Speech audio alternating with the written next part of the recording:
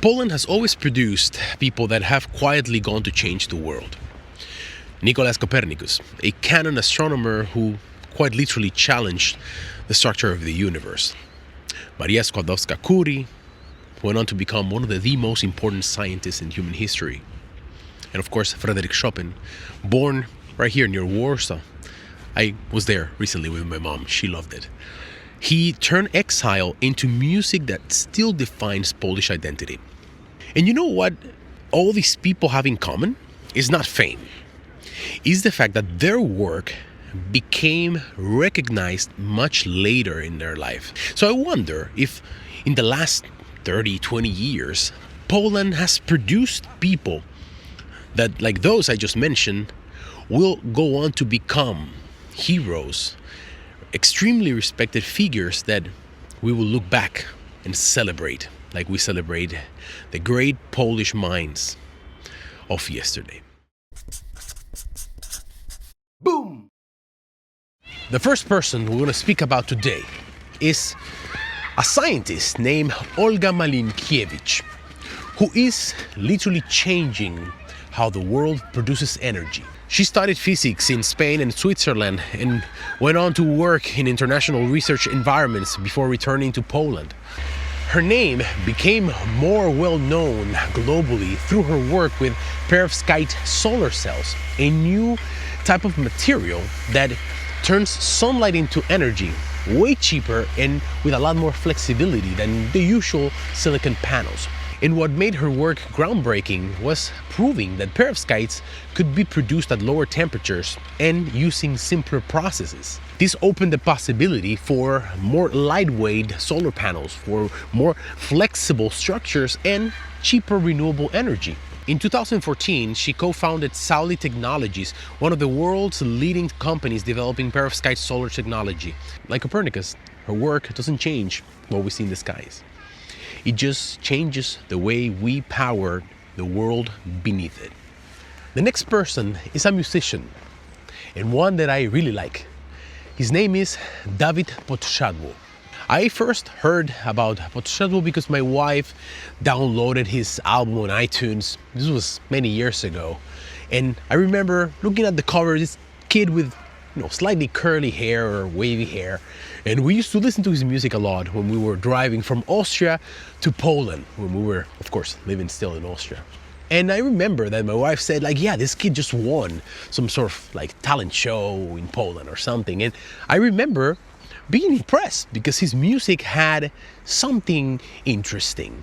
Unlike many award-winning musicians where, with all due respect, sometimes feels a little bit like a product that has been polished so that you can use the fame, just gain on this show, and of course try to get a career to take off. But Podsiadło's music had a little bit of finesse. And of course, he has gone on to prove that he has turned into the voice of a generation. By the way, Podsiadło is still young, born in 1993. I mean, that's young compared to me. His music has really taken over and has become just a way of expression. He built a career based on songwriting and good songwriting, restraint and emotional authenticity. That's how he has been able to connect with so many young adults here in Poland.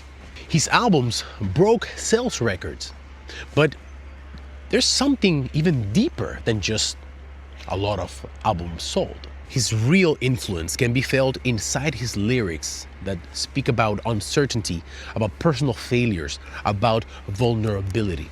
Polish people are changing. Once known for being cold, non-expressive, now through, of course, people like Dawid Podsiadło and his music, Polish society is finding a way to healthily express their worries and express their deeper feelings. And this is the importance of Dawid Podsiadło. This is why I say that he has become and will continue to become the voice of a generation. Something really interesting about Podsiadło is also that he completely ignores and avoids conflict and scandals He's just kind of like the guy next door. That's how it feels like, right? It's like collectively Poles are rooting for Podsiadło. They want him to do well. When he sells stadiums in Poland, people collectively are happy. They feel like his success is part of their own success. This is one of the reasons why his music can and has the potential to become a cultural memory. Wow, look at this. Why do I keep choosing these locations to shoot these episodes? It's like -7, I'm freezing. The next person is a sports icon. Like what this lady is doing for Poland, it's incredible. Of course, we're talking about Iga Świątek. You see, Iga was born right here in Warsaw, and she's the daughter of an Olympic rower. But her success was not inherited. It was actually built. From a very early age, she stood out not only for talent, but for focus and for discipline. Iga won her first Grand Slam at the young age of 19 years old, the Roland Garros, French Grand Slam. And she went on to win it again, proving that, of course, it was not luck. And you see, that is exactly what makes Iga Świątek so important for today's youth. She stands for working hard. She does whatever is needed, like working with sports psychologists or simply putting in long hours of work, of dedication to achieve her goals. And she does all of this with simplicity, without being pretentious, being down to earth. She doesn't just win matches. She reshapes the way the world sees and understands Polish professionalism and Polish resilience. Now I want to talk to you about two gentlemen who have collaborated together. Andrzej Sapkowski and Tomasz Bagiński, who have turned Polish folklore into global myth. Sapkowski, born in 1948, it's an interesting fact, was an economist before he became a writer. And in case you've been living under a rock and you don't know this last name, Sapkowski, I'm sure you've heard his work, The Witcher. And The Witcher series was originally published in a Polish fantasy magazine, and they were deeply rooted in Polish folklore. Of course, since then, The Witcher series has gone to conquer the world and the imagination of millions of people. And it's interesting to see that a niche fantasy series of stories has gone to, literally conquered the world of cinema. Well, Netflix, is it cinema? Well, I guess so, right? The world of video games with an extremely successful The Witcher series of video games. And we owe a lot to Andrzej Sapkowski for putting Poland in a new map, in a map of entertainment. Poland has always been known for its great writers, great musicians, but up until now, I don't think that Poland had really seen world dominance in the realm of entertainment, video games, TV series, and the likes. But we cannot talk about Sapkowski if we don't talk about Tomasz Bagiński. Bagiński is an animator and a director who helped bring Polish visual storytelling to international audiences. His work helped visually define The Witcher for global audiences. But it's not only The Witcher.